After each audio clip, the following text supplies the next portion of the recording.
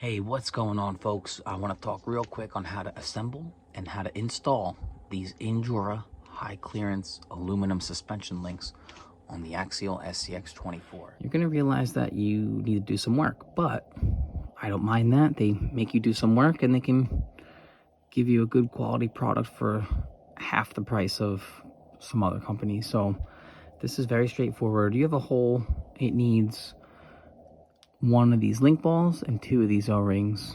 Just basically find whatever way best suits you to get the link ball in. It can only go in one way. It can only go in one way, so you could either try to push it on there or you can flip it upside down, keep a little bit of pressure on there, get one of these little O-rings on, just like that. Okay. And then I'm gonna get my other O-ring, push it down, boom. And just do that for all of them. Okay. And then once you get your links all finished with the link balls and the O-rings, you'll see that the 4 links with the kink are the lower links and the 4 straight links are your upper links. So my preferred method is just going to do one link at a time. I'm going to take off my front lower link. Okay. Now the hardware that comes out of this spot here, in this center spot, you're going to reuse these screws. These long black screws are going to go right back in. This is why you do it one link at a time, so you don't mess anything up. And the hardware that they give you, you're going to use it on the axle. And these ones you have to kind of pull it up to get it through.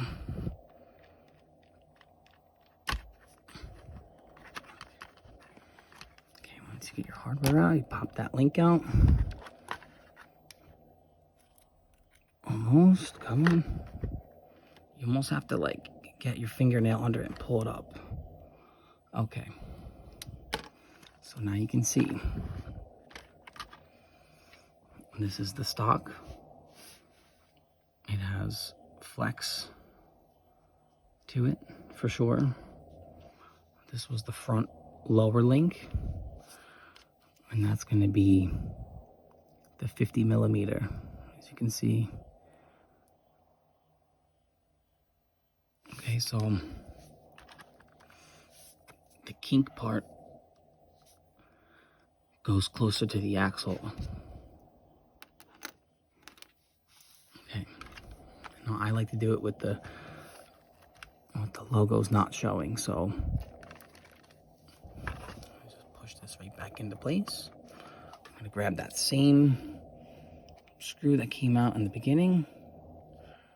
I'm gonna just get it right back into place, nice and easy.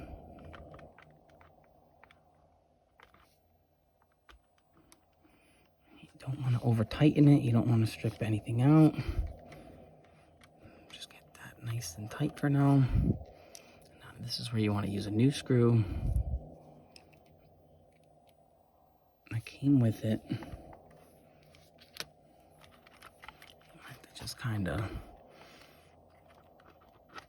force it in, but you kind of have to play with it a little bit to get it in there.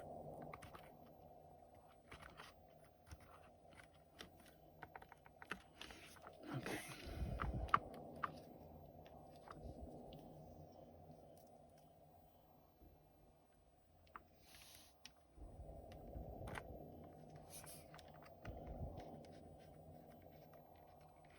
You don't want to over tighten them.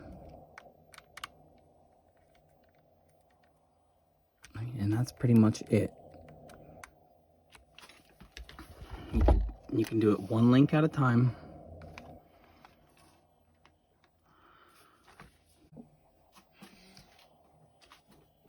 Okay, so I got the front lower links on, and I actually I just took the Y link out I just wanted to show you real quick how it goes onto the steering servo bracket just off the vehicle, because it's just easier to see. So basically this piece is on the body of the chassis, and this piece is on the steering. So when your vehicle moves, this piece is connected to the axle at all times, up and down. It's going to move. When you replace the Y-link with these two links, then you have a true 4-link. Your pieces are going to go to the outside there, just like that. So that's where the new hardware comes in. Okay, so I got the driver's side upper link on, and now for the passenger side, I'm gonna do the same thing. Get this link right back where I took it out from. And this is the best way to do it, I think. One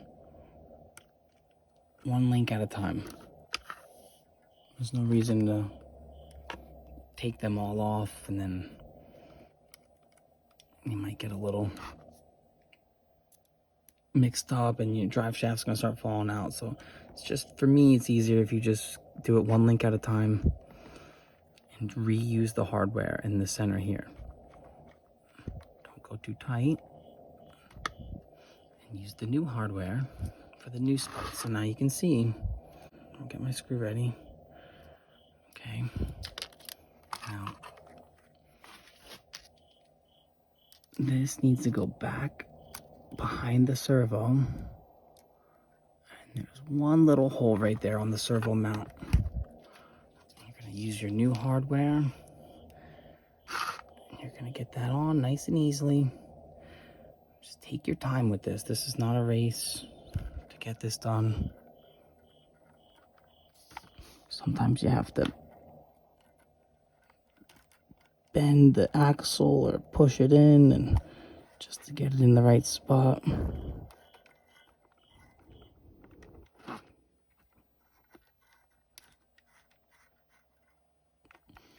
Okay.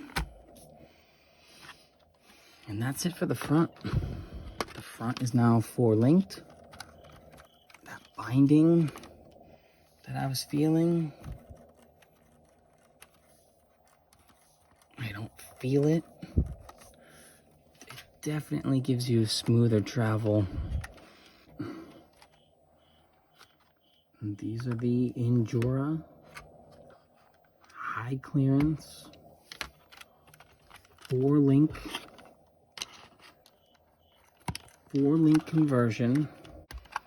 It just eliminates the binding that I was having. That 4-link really truly is the game changer here for this.